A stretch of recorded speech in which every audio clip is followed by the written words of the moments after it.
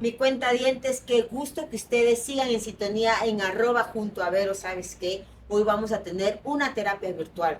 ¿Por qué? Porque es necesario que hablemos de diferentes temas porque nuestra mente, nuestras emociones se enferman. Y hoy vamos a hablar sobre el tema del suicidio. ¿Y saben con quién me he encontrado? Ella es la doctora Luz Marina Sáenz. Ella es psicóloga clínica de profesión, es cofundadora de Lupsi Medical Group en la ciudad de Ambato, también es conferencista nacional e internacional. Se preparó en el tema de trastornos del neurodesarrollo en la Universidad de Israel. Qué gusto, doctora Luz, que estés con nosotros. Buenas, ¿cómo están todos ustedes? Para mí es un agrado poder estar acá y poder compartir un tema tan importante de la salud mental como es el suicidio. Muchas gracias por la invitación. ¿Sabes qué, doctora? El poder comprender que hay un índice tan alto. Nosotros tuvimos el honor de poder aquí producir justamente en la provincia de Tungurahua una de las historias que hicimos una serie cinematográfica y se llamaba El Puente. ¿Por qué comprendimos que acá en este territorio hay un alto índice? O sea, estamos hablando de jóvenes que cada minuto se quitan la vida. Entonces, para mí poder conectarme con personas expertas en este tema, ¿saben? Yo quiero ahora que todos nosotros pongamos atención porque vamos a hacer una terapia virtual, porque hablar de este tema ya no puede ser un tabú. Y a veces no nos damos cuenta que hay personas que nos están diciendo constantemente, ¿sabes qué? Con indicaciones, pero no nos damos cuenta que esta persona está tal vez atravesando por una depresión, una ansiedad, que lo que quiere es quitarse la vida. Así que yo quiero empezar entendiendo un poquito cuál es tu trasfondo, por qué tú llevaste a cabo esta carrera, qué es lo que más te gusta de la psicología. Muchas gracias. En realidad esta carrera nace como una pasión y es un tema un poco delicado para mí, ya que mi mejor amiga, cuando yo tuve la oportunidad de salir a estudiar a Bogotá, ella en cambio no, y cuando yo regresé a terminar segundo semestre de vacaciones, me llamó para su casa y yo iba a un almuerzo, tenía que llegar yo tipo mediodía, pero mi mamá insistió en que esté a eso de las 10 de la mañana, pero yo llegué a 10:30 y cuando yo llegué mi amiga se había suicidado. Ese es el trasfondo, porque la doctora Luz es tan apasionada con este tema y hemos trabajado alrededor, dentro y fuera del país, haciendo diferentes charlas preventivas y conferencias y talleres también para evitar que esta historia se repita. Así que yo llegué, vi el cuadro ahí, realmente lo que le asusta a usted cuando llega y encuentra que la persona ya no está, no es ni siquiera el que la persona esté muerta como tal, sino es qué hubiera podido hacer yo para evitar esta situación. Su madre en el día del entierro me dijo, usted está estudiando esta carrera y espero que cuando usted se gradúe pueda ayudar a muchas personas, ya que mi hija nunca dio señales, pero algún día usted va a entender qué fue lo que pasó.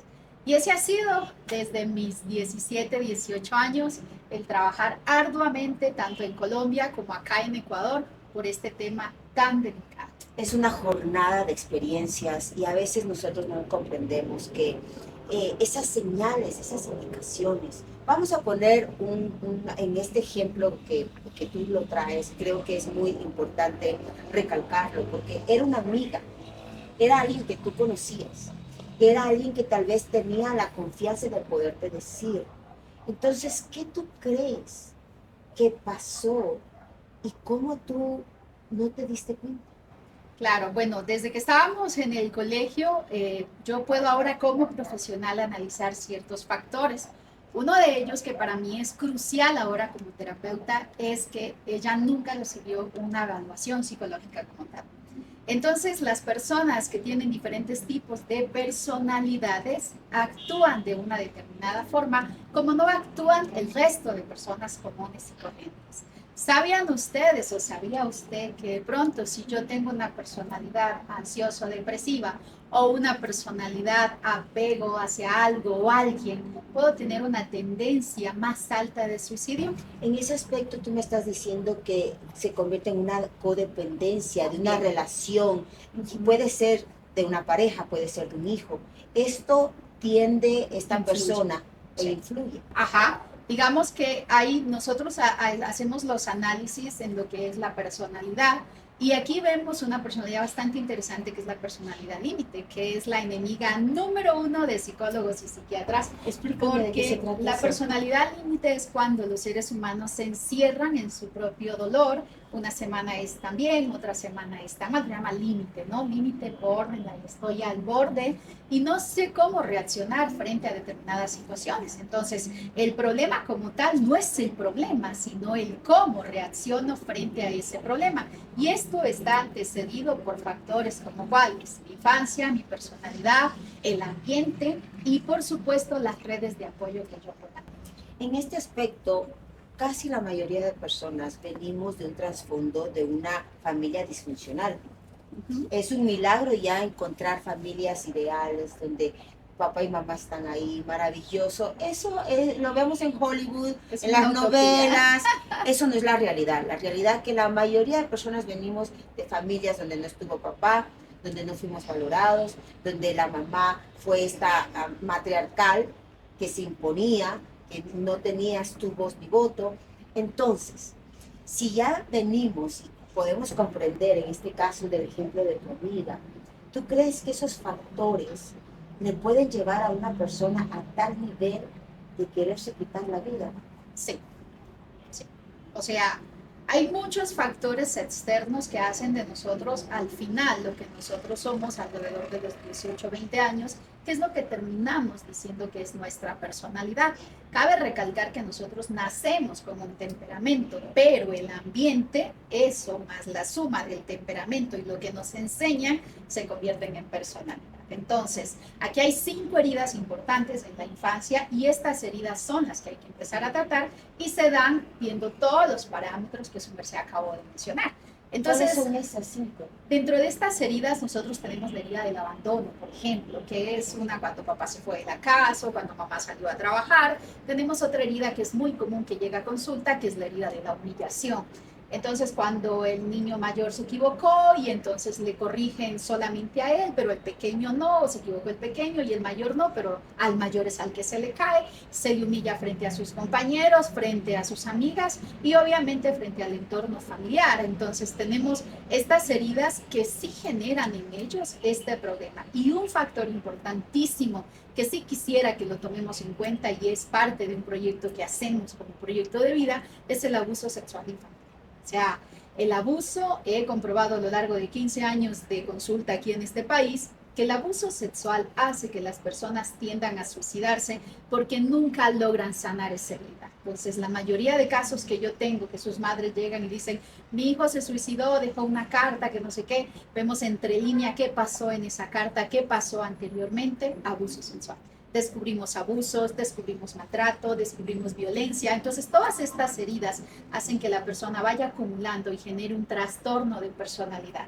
Y este trastorno de personalidad, por ende, hace que tengamos muchas dificultades para poder interpretar. Entonces, yo siempre, hablando de terapia, yo utilizo la terapia cognitiva conductual, el modelo ABC, en donde yo siempre les digo, A es el problema, estar vivo es un problema, todo el tiempo tenemos que enfrentar problemas, pero B es la clave. B, dice este modelo cognitivo-conductual, que son los lentes y el código de interpretación que yo me pongo para poder enfrentar un problema. Y por ende viene C, que es la consecuencia. Ahí me trajiste algo maravilloso porque lo viví como experiencia propia. Para yo poder perdonar una de esas heridas que dejó mi infancia, tuve que ponerme en el lente, en la posición de esa persona que me hizo daño. Y cuando me puse, le pude perdonar, porque ya no lo vi desde la herida, sino desde esa situación que estaba viviendo esa persona que me hirió. Porque nadie te da nada de lo que no tiene. Entonces, qué importante para este proceso de sanidad fue el yo poder darme cuenta que también yo cometo errores, que yo también pude haber cometido esos errores con mis hijos y que algún rato yo hubiese querido esa misericordia, porque en mi ignorancia yo pude haber procedido mal, como lo hicieron conmigo. Entonces, dentro de este proceso de poder interpretar en otros lentes, ¿cómo entonces en este caso, porque pasa mucho lo que es la violencia interfamiliar, si este joven que nos está viendo o este adulto ya pasó por esa situación de violación física, emocional, mental, ¿cómo podemos empezar a procesar esa terapia? Sí, lo primero y lo más importante es que la persona reconozca que no es su culpa, ¿sí? El ejemplo que usted acabó de dar es un ejemplo práctico de la terapia en donde yo le digo a las niñas, por ejemplo, cuando tienen que su padre es el agresor sexual y de pronto la ley no nos ampara, porque a veces me iba a las casas de primera acogida, de hecho trabajé con el Estado 5 años y fue una época muy difícil porque me encontraba así maniatada, porque a veces los recursos no son suficientes y no hay la ley que nos pueda amparar en algunos casos y los casos quedan impunes y la gente prefiere no denunciar. Entonces, en este caso, lo que siempre le digo es, mira que ese papá, que esa mamá está herido, es un niño herido y como está herido, no habla desde el adulto, sino desde el niño herido que quiere defender al niño. Por lo tanto, sigue haciendo daño. Así que lo primero que tienes que hacer es generarte como que una barrera. No es mi culpa. Lo que le pase a la otra persona y lo que haga conmigo no tiene nada que ver conmigo, sino con sus propias heridas y sus dolores y sus traumas que tiene que resolver esa persona. Pues cuando iniciamos una terapia, si el adolescente, porque hay que diferenciar, si el adolescente está en casa y el agresor está ahí, es mucho más complicado. Muchos de los casos que tenemos de suicidio es porque no pudimos aislar o no se, o la persona no habló o no se hizo. Nosotros llamamos el tren de vía, ¿no? O el gancho de vida. No se pudo enganchar lo suficiente a estas personas para que ellas puedan reconocer que no es su culpa. Si fuimos abusados sexual, física o violentados de una u otra manera, no es mi culpa. Número 2, no es mi responsabilidad porque había un adulto que tenía que cuidarme. Número 3, soy una víctima. ¿Qué tan importante es hacerle ver a la persona que no eres el victimario? Porque la culpa trae dolor. Entonces, hay gente que llega y literal, se me corta todo esto, así, ¡zas! ¡Zas! Como cuando vemos el tocino para hacer los huevos, así literal, y se ponen papel higiénico, o se cortan todo esto, y es cuando el dolor físico y emocional es tan grande, necesito tener otro dolor que reemplace. Entonces, por eso es que las personas tienden a lastimarse. O sea, es importante reconocer y ayudarles a que se encuentren a sí mismos. Porque cuando una persona entiende que estoy herido, que estoy vulnerado, no para victimizarme todo el tiempo, sino para reconocer que tengo un problema y que necesito cambiar mi óptica, y eso se llaman distorsiones cognitivas. En ese aspecto muchas veces llega el temor de abrirse, porque si yo le digo a mami, voy a enfrentar a mi papá que me está violando, ¿qué va a pasar? Va a haber un divorcio y me voy a sentir más culpable. Y así un sinnúmero de pensamientos que llegan, y llegamos al momento de hacer un silencio. Y ese silencio le consume a la persona hasta llegar a herirse a tal punto de es más fuerte el dolor del corazón y de las emociones que el de la parte física. Sí. Entonces, en ese aspecto, ¿cómo les podemos recomendar y aconsejar?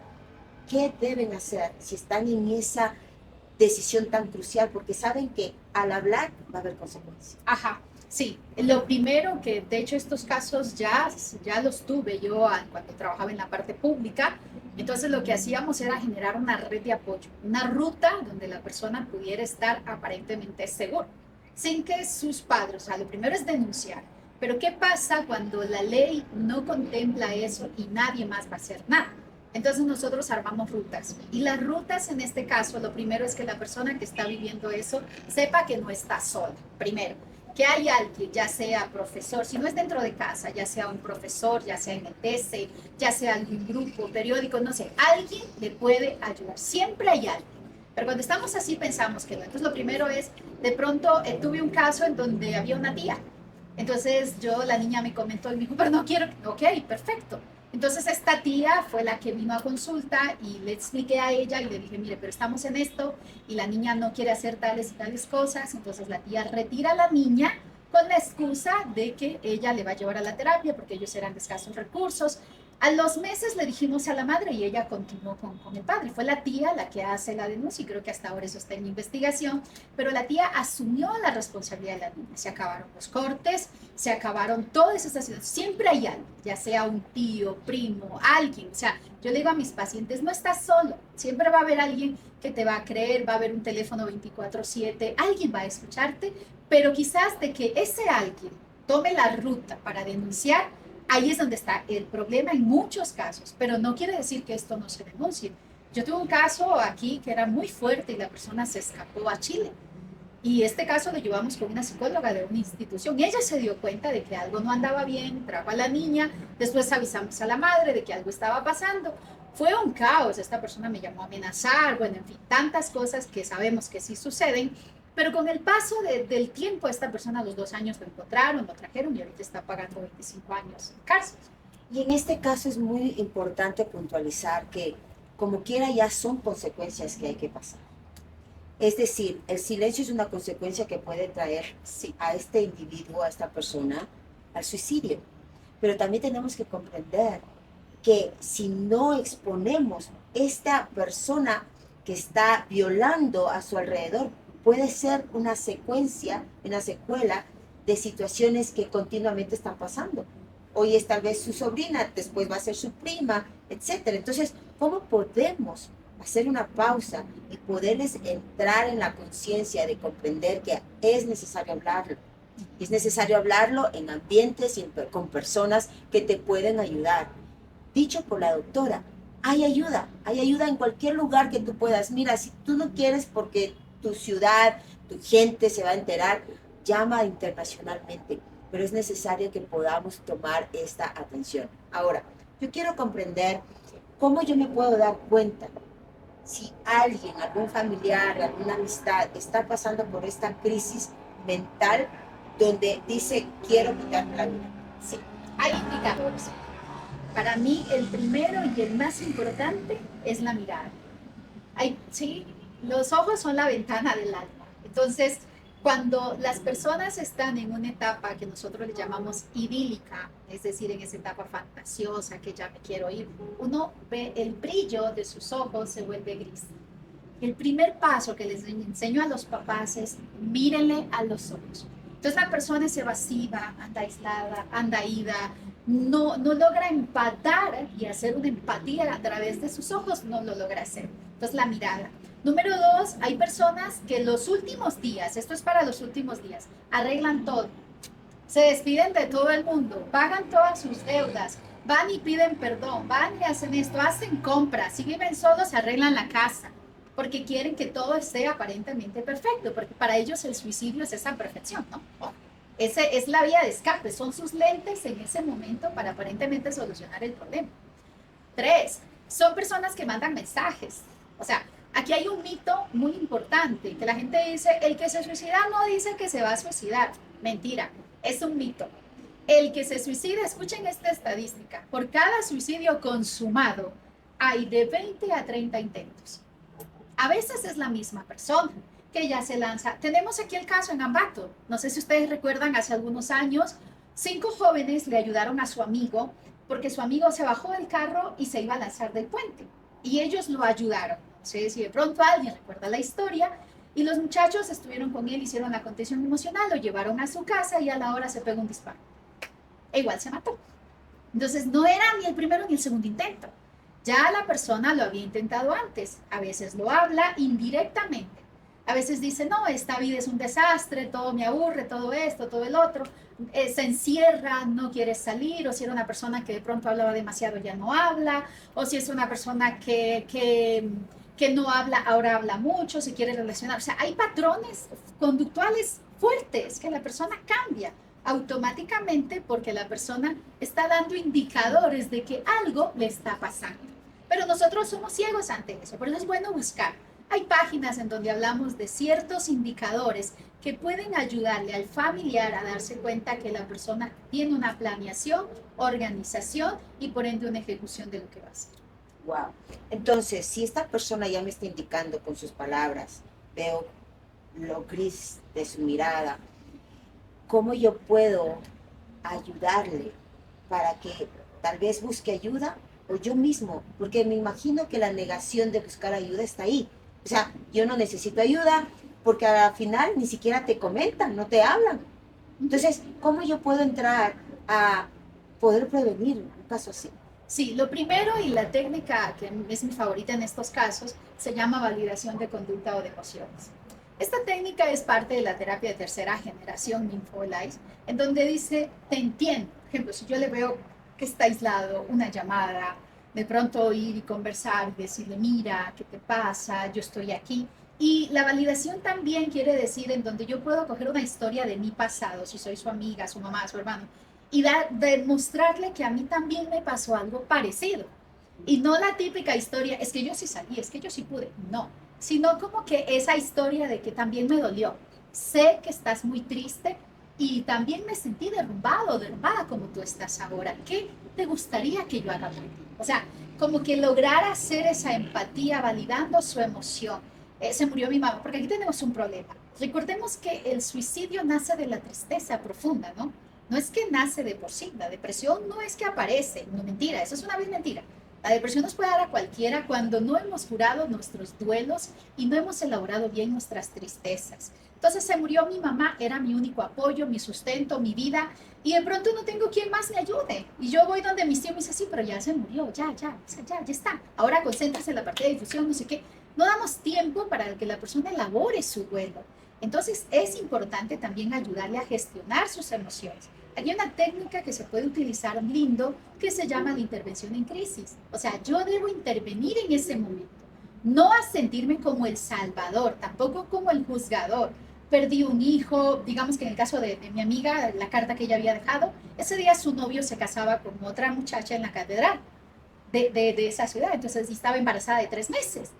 Entonces, wow, yo ni por enterada, y su mamá me dice, sí, ella sí me decía, yo quiero hablar con mi amiga, yo quiero esto, pero yo estaba estudiando a 30 horas, en esa época no había celulares como tenemos ahora, ¿no? Entonces hubieron muchos factores que básicamente la gente, sí ves, por eso estuviste con él, y todos empezamos a juzgar. Lejos de hacer eso, deberíamos empezar a empatizar. Entonces yo como amiga o como persona cercana puedo hacer mucho. Lo primero y lo más importante es validar sus emociones. Está bien sentirte mal, está bien estar triste, está bien que te duela. Si a mí, yo le digo al paciente, es que a usted no le pasa nada, doctora. Venga, espérate, si a mí me pasara, yo estaría igual que tú, en serio. Si entonces paciente que te ve acá arriba, dice, ay, a ti también te duele. O sea, sí, somos de carne y hueso y eso le va a ayudar a la persona a entender que sí puede gestionar sus emociones. Y ahí es tan importante reconocer que nosotros no solamente venimos con una teoría, sino con vivencias. Y tanto la psicóloga, la persona que tal vez nunca estudió, como quiera nosotros somos tan vulnerables que tenemos sufrimientos tal vez no tan grandes como otros, pero esto es cuestión de poder concientizar que todo mundo vamos a tener problemas en esta tierra, vamos a tener aflicción, esa es la realidad que todos lo vamos a pasar, pero ¿cómo enfrentamos? ¿Y sabes qué? No hay cosa mejor que no enfrentarnos solo. Yo creo que ahí es algo donde a mí me gustaría que vayamos cerrando. Me encantaría seguir. Aquí yo me sentaría a escucharte porque es algo donde nosotros aprendemos a concientizar que sí somos valerosos para otros, pero también cuando nosotros necesitemos, ¿qué podemos hacer? Entonces, yo quiero que cerremos con el último consejo que les pueda dar a esas personas que tal vez están en ese momento decisivo entre la vida y la muerte. Una palabra que la quiero patentar algún rato es no te mates, matemos juntos el dolor. Realmente, si a ti te duele algo tanto y has pensado que el suicidio es la solución, quiero que pienses que no podemos dejar herederos. ¿Quiénes serían tus herederos si tú tomas esta fatal decisión?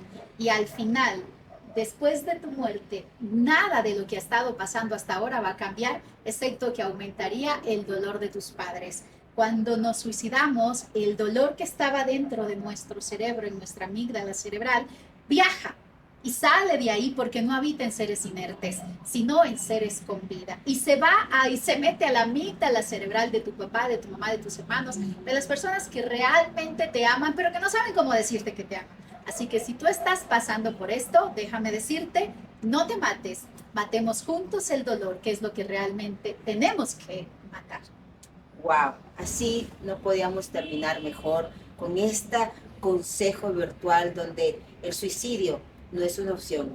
Te queremos, tú eres especial y especial para muchas personas. Sé el héroe de tu propia historia. ¿Sabes? Esto es una página que debes pasar. Mañana va a venir la fe, la esperanza y tú vas a salir victorioso de esta situación. Te abrazamos y seguimos con más. No te retires.